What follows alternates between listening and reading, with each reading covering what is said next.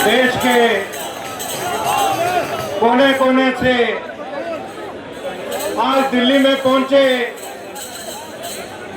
NMOPS तथा तमाम सहयोगी संगठनों के मेरे साथियों, आज एक बार फिर हम इस जंतर मंतर दिल्ली की इस धरती पर पुरानी पेंशन बहाली के लिए एक बार फिर संघर्ष के लिए यहां पहुंचे हैं साथियों। मैं एनएमओपीएस के प्रेसिडेंट साथी बंधु जी को एक बात कहना चाहता हूं। अभी तक हमने जितने संघर्ष किए, हम अपनी आवाज सरकार तक पहुंचाना चाहते थे, लेकिन अब हमें संघर्ष इस रूप में करना पड़ेगा कि सरकार आपके पास चल के आए। अब टॉप केयर लगाना पड़ेगा। अब टॉप केयर जो है वो संघर्ष कर आपको लगाना पड़ेगा।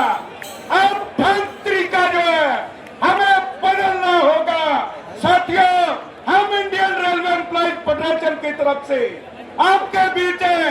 हमें गाड़ी चलाने वाले लोग, भारतीय रेल चलाने वाले लोग आपके सामने इस बात का वचनबद्ध है साथियों।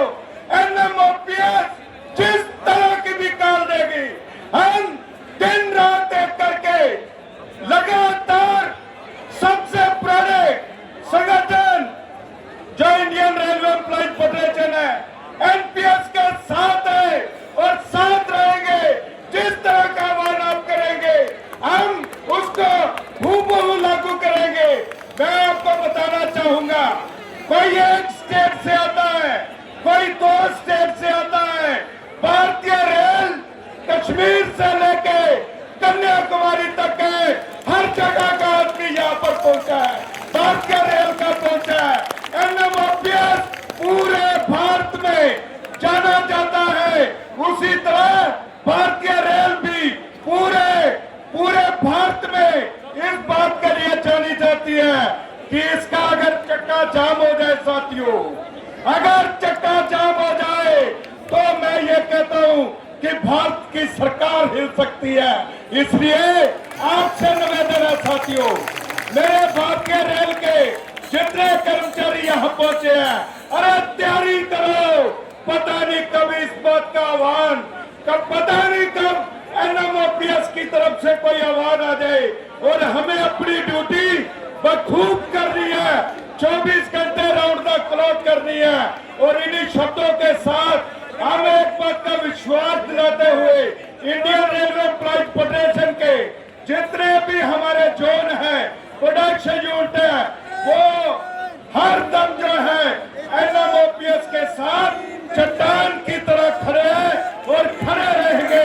जय जनता, जीत लोगों की। एक नारा मारूंगा साथियों, अगर मेरी बात आपको समझ आई हो, दोनों हाथ खड़े करके नारे का जवाब देंगे आप। पुरानी पेंशन बहाल करो, भारत सरकार हाय हाय, मोदी सरकार हाय हाय,